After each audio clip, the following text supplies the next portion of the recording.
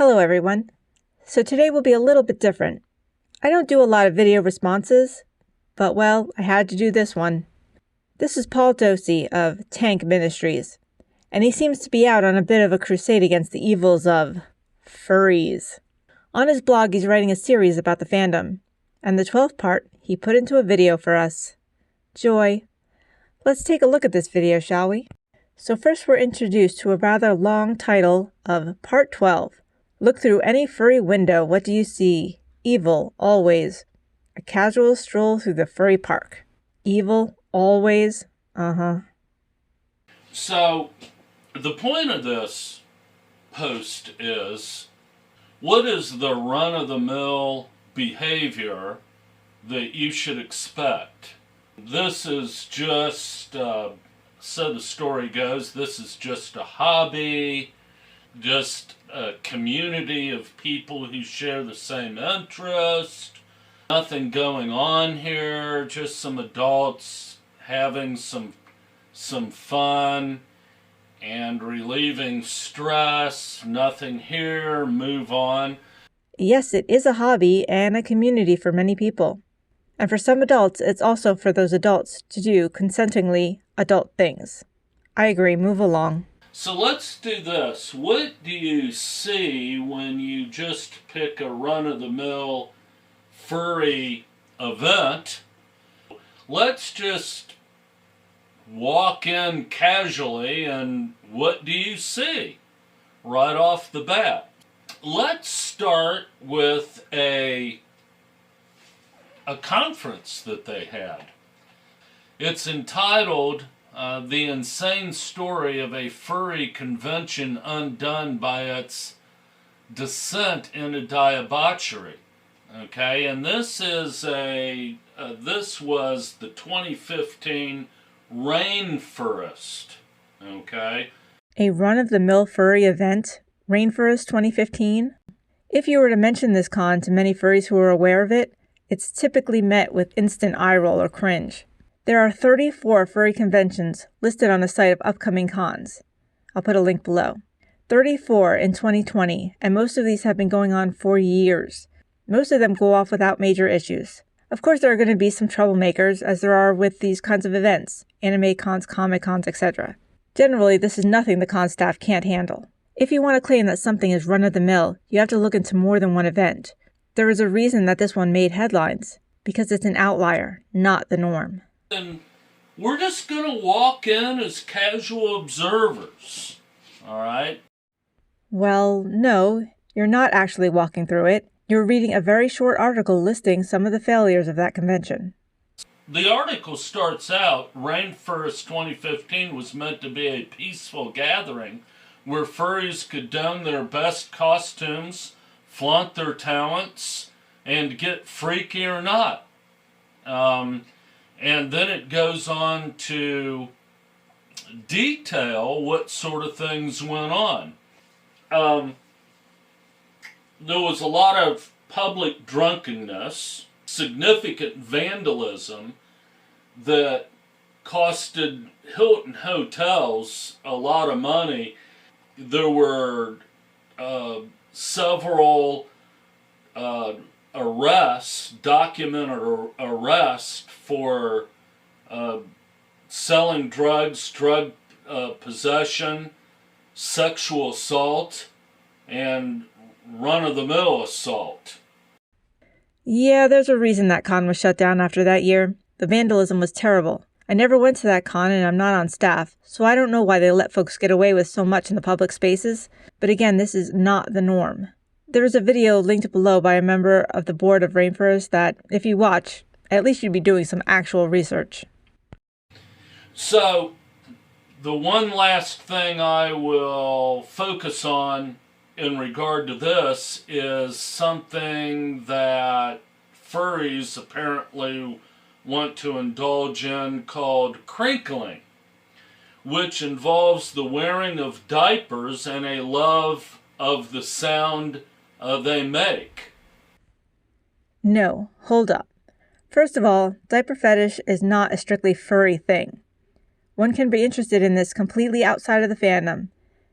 and it's likely a matter of bringing a particular fetish into the fandom, not something derived from the fandom. If someone likes something, it's not uncommon to bring it into other aspects of their life that they enjoy also. I enjoy mashing other fandoms into the furry world, so I've made Doctor Who furry art and stuff like that. So if someone is into something sexually, it's not hard to believe that they would bring it over into the fandom which they also enjoy. This is not furries like crinkling. This is people who like crinkling who are also furries. You know, what's behind this crinkling, whether it's, hey, you know, we're out to find our true identities through, you know, this fursona, and by golly, real animals don't go to the bathroom, so we need diapers or depends. We don't really know at this point what's behind it is, but apparently people were making it a point to go to the bathroom, number 1 and 2, during this crinkling process, and the stench became apparent throughout the halls of the Hilton. That's not... what? Okay, admittingly, I don't know much about this particular kink, but I don't think it has anything to do with wearing diapers because animals don't use bathrooms. There was this furry conference, and we just kind of walked in, and had we been a casual observer or a guest at the Hilton, you know, what would we have observed just walking in? Again, you didn't just walk into it and see any of that. You read an article that highlighted some of the reasons that one con was shut down. I don't think anyone in the fandom is going to say that nothing bad happened at that con, but it wasn't all people in diapers running around. They also did raise over $10,000 for their chosen charity. And again, of course, the stuff that went on in the public spaces and the vandalism was bad. Not condoned by the fandom or most furries. And to be clear, nobody really cares what your kink is, but it's not for public spaces at a convention. Let's now go to I'm not going to mention the name of this site. It's a furry community site. What would you call it? A social media site, kind of like Facebook or something like that. All right, no names mentioned. But if you were to sign up for this site and put together your profile, and, you know, I want to go ahead is, by golly, this particular site, and it's one of their bigger sites, and by golly, this site, not everything goes. There are rules, and you've got to be 18 and older on this particular site. And there's rules, you know, please observe our rules. You know. He doesn't say the name, so I'm not going to try to guess at which site he's talking about, and it doesn't really matter. And yes, most sites have rules. So this is an 18+ site. Cool. That's an important thing to note. So when it has a list of adult activities that you can add to your profile if you want, it's only ever meant for adults. You know, don't copy anybody else's, you know, the fursonas and whatnot, or the fursonas and the art, they're really big on this in the fandom, that the art and the fursonas are protected individual property.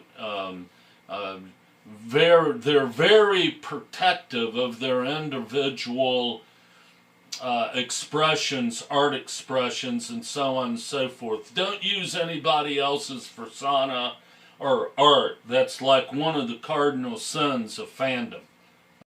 Yeah, art theft is a big deal. If you're a furry, you probably know at least the basics of copyright law and intellectual property.